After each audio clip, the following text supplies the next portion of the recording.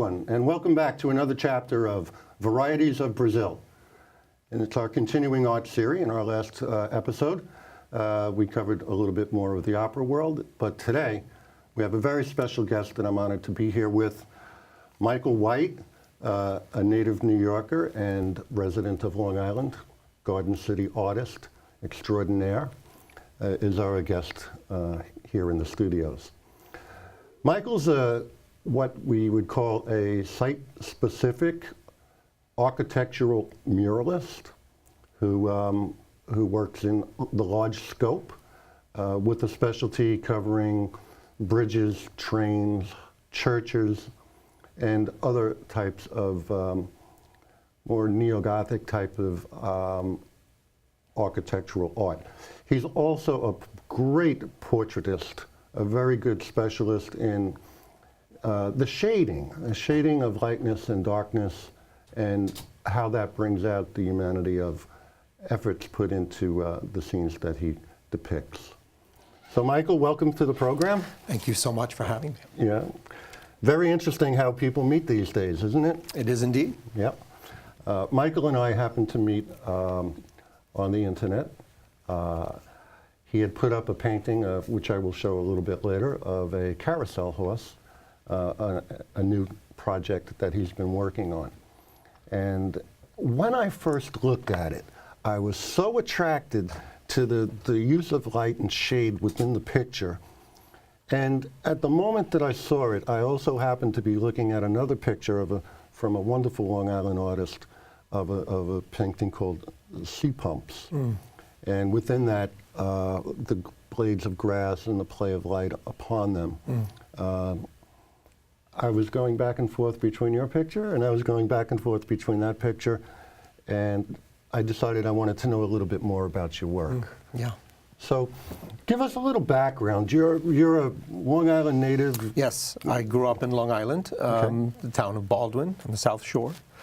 I went through high school there and lived in New York City for about 15 years, and then I moved back when I had a family back to Long Island, so I'm living there once again. Okay. And it seems like the topics that you pick are very architectural types of scenes. Yeah. So a lot of cityscape types of ideas. And you're a commissioned artist, correct? Right.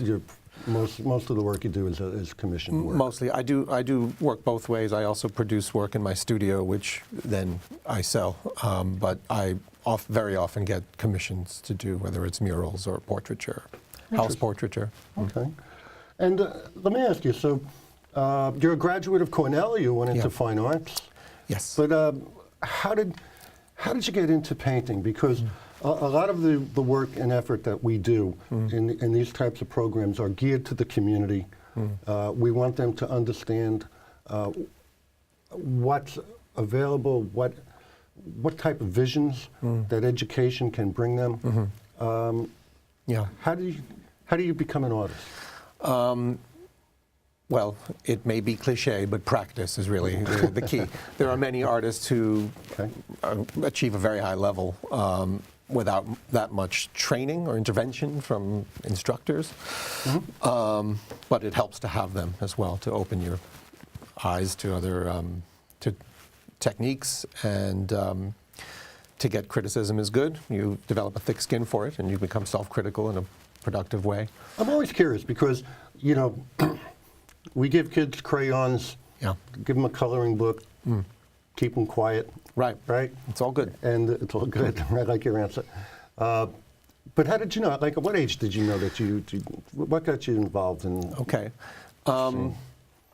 Well, I was drawing just like every other kid at an early age, in school and at home. But I was about 6 when I started to take it, really seriously, and was drawing way more than my friends and siblings. I think one thing that really helped me at that time was my mother started to recognize that I was really into drawing in a different way, and so she just basically provided enough drawing paper and ballpoint pens so that I would always have something to draw on. And I think that that's key for children who. Well, you've come a long way if you take a look at the picture behind us, because it's absolutely sensational. It's a mural that you've done here in Long Island City. Right. That was commissioned, and coming from comic books and coloring books, and that. Now, Right. you had mentioned also that in terms of for kids to stay with art, it's materials. Right. Materials counts for a lot. And I feel like one thing that's crucial is when there's a more challenging type of material like paint, it helps to remove the potentially frustrating, complicated steps that are in the way. I always found it very frustrating to paint, partly because of space. Like most houses, I was reluctant to make a mess and not encouraged to make a mess. That's pretty normal. But also, I was very frustrated all the time with the consistency of the materials. I didn't really know what to do with them. I wasn't sure which brushes did what function. And one thing I found with my own kids was, as long as I mixed the colors and kept taking their brushes out of their hands when they were used brushes and putting them in water, and kept that, the gears turning, as it were, they really loved doing it. Whereas my first several years doing any kind of painting was always very frustrating to me. I was a reluctant painter. But drawing has always been very natural to me. Sometimes I think it could have been because I had this early experience with paint. But it also seems that you got involved in the details of what you were painting a little bit more so than broad brush stroke type of portraiture. Yes, it's hard to say what comes first, the materials you happen to be using or your own personality as an artist, your own character. Interesting. And yeah, I've always been very focused on details and precision to some degree. So yeah, even in my earlier drawings, there was a tendency to do lots and lots of detail. And I was also very interested in copying things. My very earliest period was more of that early childhood oceanic, sensation kind of imagery. Right. And then when I was 6 years old, it happened to be the bicentennial year, and I became really obsessed with the U.S. presidents. Wow. And the iconography of that period, colonial era imagery. And actually the first architectural renderings I did were buildings in Philadelphia and Washington, D.C. that everybody knows. So interesting. So we have, you've moved, I believe after you graduated from Cornell, inspiration for a lot of this architectural drawing really came from the cathedrals and the architecture landscape of Europe. Yes, correct? that's right. That's right. Actually, I spent one semester of college in Florence, Italy, and traveled quite a bit around Italy, especially Tuscany and Rome. And when I was about 22, I moved to Prague for about a year and a half. And that city alone was tremendous tell us inspiration. about the architectural drawing that we're seeing in the background, this beautiful cathedral that you took when you took a trip to Habsburg. And how did that inspire you? Because the fineness of light and shade as a specialty of yours really comes out in these pieces. Thank you. This drawing was the result of my first trip to Vienna, which was just a few years ago. It reminded me a great deal of Prague, being part of the same sort of Central European Habsburg Empire part of Europe. And they have great Gothic cathedrals in both cities. I was very impressed with St. Stephen's Cathedral, which is what this image is of. I imagine as a young artist working over in Europe, you got more into the outside architectural art rather than having to pump nickels into the cathedrals inside to get the portraits to light up, right? Right, exactly. That's a good point. I've always been amazed by Gothic architecture in particular. Okay. And when I look at it, I'm amazed by, first of all, it's a collaborative effort between masons and an architect and so forth. But it is a staggering amount of detail and proportion and precision, and it's very interesting to me. I mean, I'm not an absolute precisionist. Part of what I like to do is have there be some sort of contrast between very specific and then sort of more ethereal, non-specific, atmospheric elements. But you are a very, very detailed artist, and That's true. And that's what I love when I take a look at your work, and especially when you take a smaller picture, and as we have, and now it's blown up into the background, you really get to see the amount of time and energy that was spent going into it. And there's just something that reaches out to you on that effect, something that you really can't get sometimes on the realistic color portraiture. Right. I believe. Well, yeah. I mean, one of the reasons I'm interested in doing drawing as a finished product rather than as a sketch for something else is I love monochromatic work, and drawing just suits itself very much to the vision I have. Let's stay on that topic for a second, because I find it pretty interesting.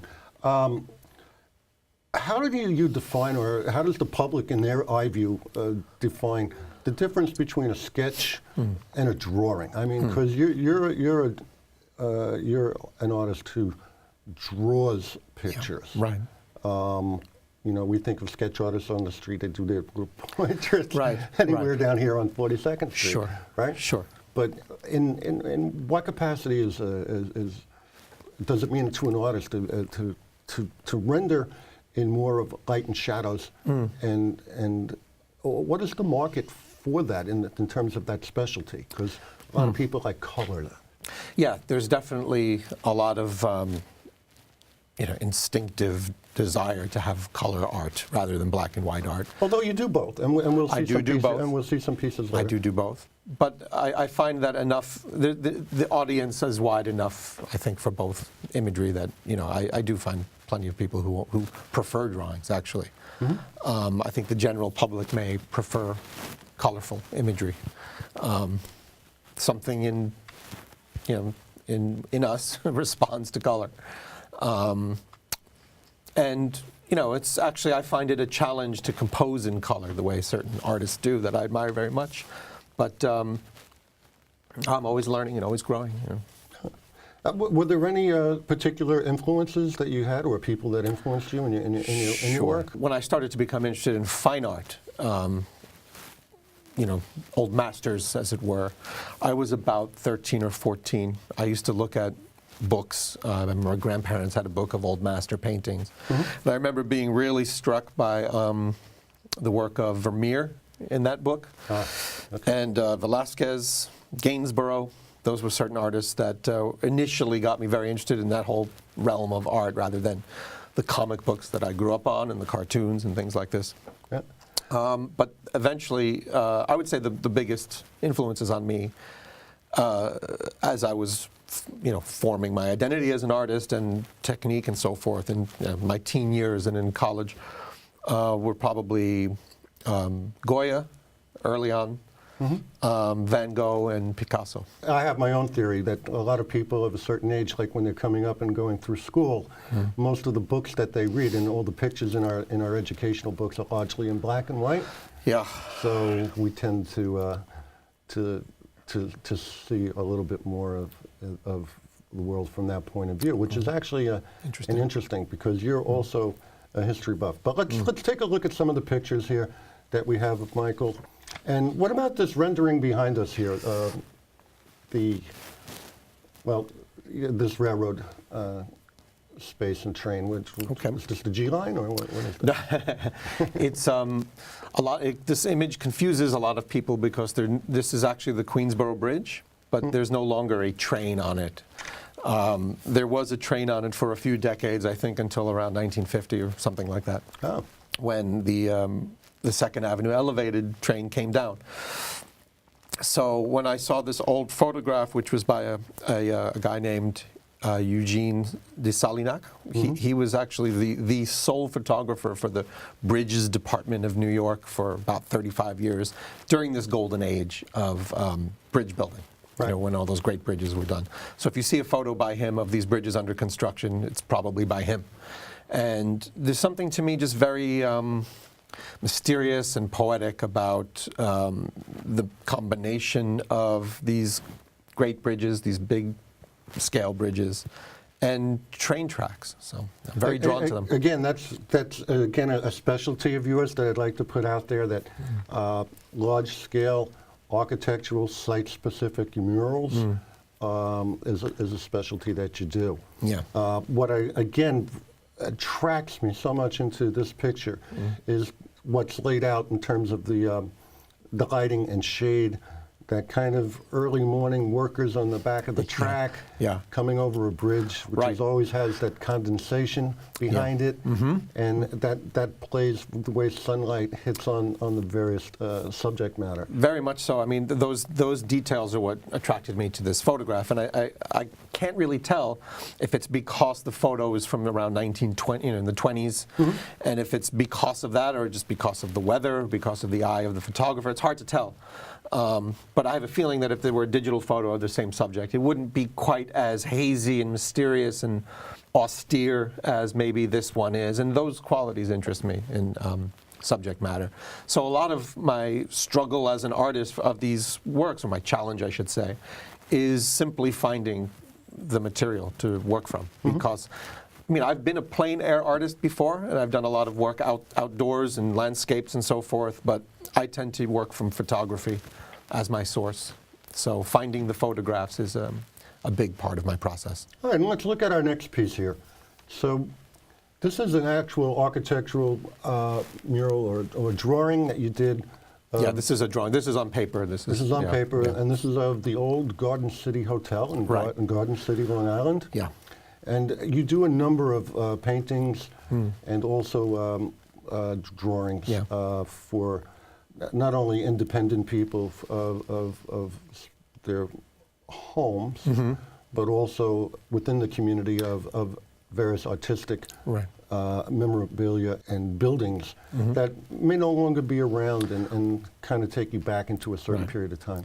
Garden City is, it has a number of very beautiful, very accomplished buildings. And this was one of them.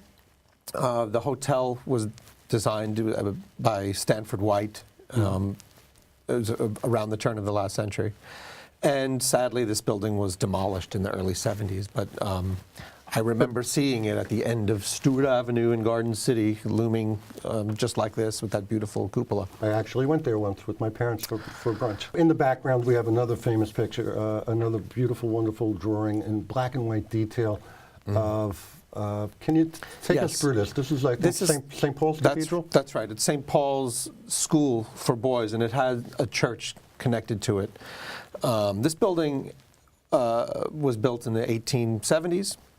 And it's still standing, although it's in great disrepair. There's been a lot of controversy over what the fate of the building is to become.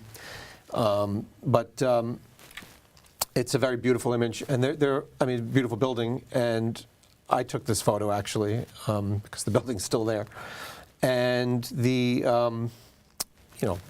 alumni of the school are very connected to it, and so I often get commissioned to do drawings of this building. I also it's beautiful and absolutely stunning in terms of the attention to detail, the old type of framing around the windows, the light and shadow that plays upon that, the way the tree comes into the picture. Yeah, thank you. Just absolutely stunning. Thanks so much. It's a great building. You also get involved in not only in pencil or black and white types of drawing, and the essence of what comes out of that lightness and darkness. But you also are very well grounded in terms of bringing painting and light. Thank you. Through the painting. Tell us about this picture here. Okay. This is a temple in Kyoto where I went once in the winter time when it actually looked like this. So it was an unforgettable experience to see these incredible temples with the whited out sections of roof, and just the way they interact with their environment. I mean, they're just profoundly beautiful buildings. I'm always amazed by them being, someone who grew up in a more westernized atmosphere. Sure. To see what kinds of, I guess you can call them spiritual qualities in the lines themselves, in the curvature, the detailing of these buildings. There's a sort of hushed quality about them, and just like I said, incredible interaction with nature. Which I kind of get that from a lot of the drawings that I see of yours, especially in terms of the use of light on architectural fabric. When I say that, I mean like brick, stone, concrete, and wood. What brings out the shadow or the leathering of age into the picture? That's an interesting observation. I am really interested not just in the, I guess you could say, the architectural bones of the building, or the form of them, but very much interested in their surfaces and age. And I have a feeling that in some way it goes back to my time in Prague, where I was really stunned by the level of tactile qualities in all of these buildings. Some of which was because of their, to be honest, some of it was because of they'd been neglected for so long. Back in the early 90s, it wasn't the same city it is now, and the European Union wasn't, established in the same degree as it is now. So Prague, had a great number of buildings from different periods, and I was just staggered by the surfaces in the city. Here's another great picture that you were commissioned for, and by a fan who's up in the Cooperstown area and has introduced you into a little bit into the baseball and sports world. Right. And this is a picture of the great Mickey Mantle, and Mickey's at the bat, ready to go. Someone who has a few establishments up in Cooperstown was interested in doing some work for his establishments. So he wanted me to do some Yankees imagery, and he kept it kind of open as to which players, but he wanted at least one image of a classic player, of a famous old player. And as a kid, I was very much into baseball. The Yankees were my team in the 70s. And I remember reading a biography on Mickey Mantle as a child and being very interested in him. This photo seemed to me to have a great amount of interest visually because of the audience. And there's a great audience for this on the sports memorabilia site. There is also that audience, for sure. Let's take a look at some other photos. Behind us is another picture of a train architectural bridge. Beautiful drawing. Now here again is a little bit more of your style in a watercolor. Right. Again, this is another Japanese rendering that you did.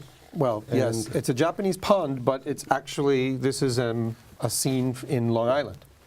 Okay. I was commissioned to do an image from somebody's yard on the Peconic, so they have a Japanese pond. I actually had that feeling because I know the end of Long Island very well, and I think I know where this is, to be honest with you. We're moving into some other pictures in color. Behind us, again, is another architectural mural, again, of the Queensboro Bridge that you've done. Beautiful, beautiful.